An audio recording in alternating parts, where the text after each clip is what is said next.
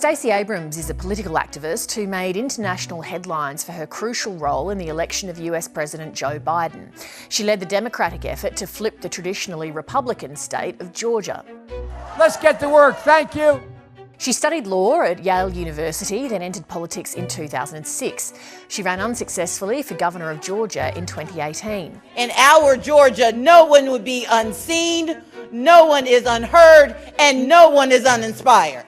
Abrams blamed her election loss on racially motivated voter suppression laws and created the lobby group Fair Fight. We had thousands of Georgians who were purged from the rolls wrongly. Since spearheading the movement that saw Georgia vote for a Democratic presidential candidate for the first time in decades, she's become an advocate of free voting around the world. She's written 10 books, including a new political thriller called While Justice Sleeps. Stacey Abrams, you're an activist, a writer, a politician, so you obviously believe that words matter. Does truth still matter? Do people still care about the truth, or just the version of the truth that they want to hear? I think people care about the truth. I think the challenge is sussing out what the truth actually is. Unlike 20 years ago or 30 years ago, where we had fairly regulated or at least normative sources of information, now you can get information from anywhere. And the ability to filter that information and determine what's truth versus what's opinion, what's truth versus what's a blatant lie or disinformation is just harder. And it's a skill that we have to learn as a society. But I think ultimately we all yearn to know what's real and what's not. You're a busy person with various hats that you juggle. If you do one thing, it obviously gives you less time for something else. So if you're writing your novel, say While Justice Sleeps, that then takes time away from community organising. How do you decide where your labours most usefully lie at any one time? I like to call my life work-life Jenga. I stack up all of the things that I'm interested in doing, and I pull out those things that are the most important or the most urgent that need to occur with some speed versus those things that have time to develop. But I never give primacy to one over the other. I just recognize that there are things I'm not going to get to do that are really important to me. And there are things that I do get to participate in that may not be important to anyone else, but matter. And so my responsibility is to calibrate where the urgency lies, where the service is best delivered, but to never forget that all of these pieces make up who I am. Your new novel, While Justice Sleeps, is the first written under your own name. Why did you decide to do that now, and was that daunting? Not at all. My first few novels, my first 8 novels, were written under a pseudonym because at the exact same time I was building now we would call it my brand as a writer, I was also writing treatises on tax policy and social justice issues. I was writing op-eds. I was starting in politics. And it was just easier to keep the identity separate. Very few people go into life wanting to read a romance novel by a tax attorney. And so for me, it was easier to keep them separate. But now that all of my lives have collided, it is actually quite lovely to be able to use my single name for everything that I get to do.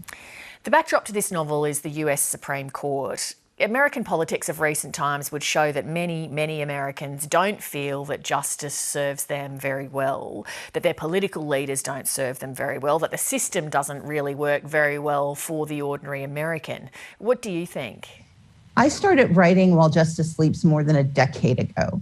And at the time, we were just emerging from a presidency that had led to war. We had a Supreme Court that, while not as divided as it is today, was still very much split between conservative and liberal. And we were chafing under this notion of what justice could mean. For me, writing the book then was about investigating what I thought could happen. Unfortunately, with 10 years interregnum, I reached the place where a corrupt president and a very complicated Supreme Court became the reality. I think the point of the book remains very true, which is that we are often called upon to navigate spaces we don't expect, that justice does often fall short of what we need. And sometimes it feels like it is asleep, like we've been left behind. But what I hope people get from this book and from my heroine, Avery, is that even if we are not expected to be victorious, even if we're not expected to receive the justice we're due, that doesn't deny us the access and the opportunity to fight for it. And that's where I try to situate myself every day. We all see that, as you say, that the reality is that justice doesn't always deliver. Against that, how do you keep hope alive? I don't really think about the world in terms of hopefulness or despondency. I focus more on determination. My parents raised me to believe that if you see a problem, your job is to fix it. And my very real experience in life has told me that not every problem can be solved, but that doesn't absolve us of the responsibility to try. And so my determination is driven by the belief that I'm not guaranteed victory, but I am obliged to be engaged and to push forward. And the good thing is there have been proof points along the way where success has happened, where hope does make sense. I don't use that as a driver, but it's always a beacon. You were credited with playing a huge role in the recent US presidential election in helping win the state of Georgia for Joe Biden, which was very decisive in his victory. How do you energize people to become engaged politically? How do you do that? Whether it's in Georgia or the work we did across the country on ending voter suppression and really engaging voters, our first responsibility is honesty. My opening salvo is voting isn't magic. It's not going to fix the brokenness. It's not going to solve the problems and the deep-rooted injustices in our society. But it is medicine. It is how we start to address it. It's the only possibility of cure. And so I see voting as a responsibility to take our medicine.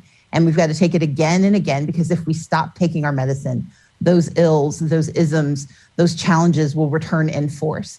And so as long as we're willing to take our medicine by casting our ballots, by electing leaders, then we do our part to stave off the disease, but also to try to get to a cure.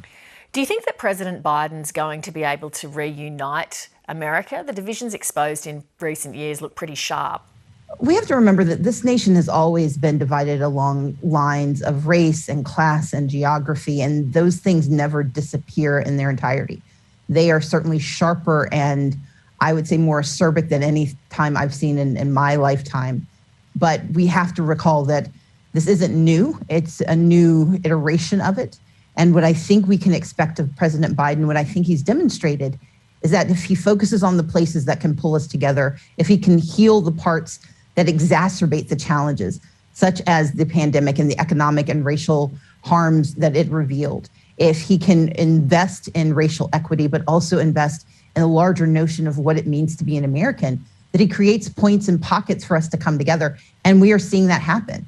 He has one of the highest approval ratings we've seen in a decade. And that is part and parcel of his willingness to not only speak up about the issues that he sees, but to deliver on solutions where he can and to keep pushing, even if those who oppose him reject the idea that we can be a better people together. When you write fiction, does it feel like a world in which you can escape from the kind of things we're talking about, or is it a world in which you can immerse that helps you process real life? You said that while Justice Sleeps was being written, it happened to then have parallels to what then ended up occurring in real life. I write romantic suspense to begin with. I then wrote 2 books that are nonfiction, one dealing with leadership and challenges of diversity, and the second one, of course, being a conversation about voting rights and democracy, and then While Justice Sleeps. So all of my work tends to have some through line of tension and intrigue and the potential for harm. But in the fiction, at least, there's also the catharsis of being able to take out my anxiety and angst and annoyance with a body count that can sometimes reflect just how irritated I am with the world.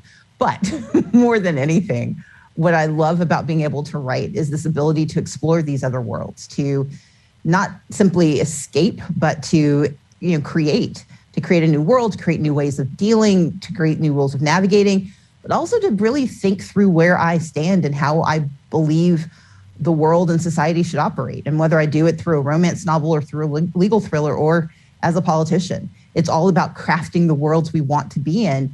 And I get the benefit of getting to do tester models through my writing. Well, it's been lovely to talk to you, Stacey. Thank you very much. Thank you.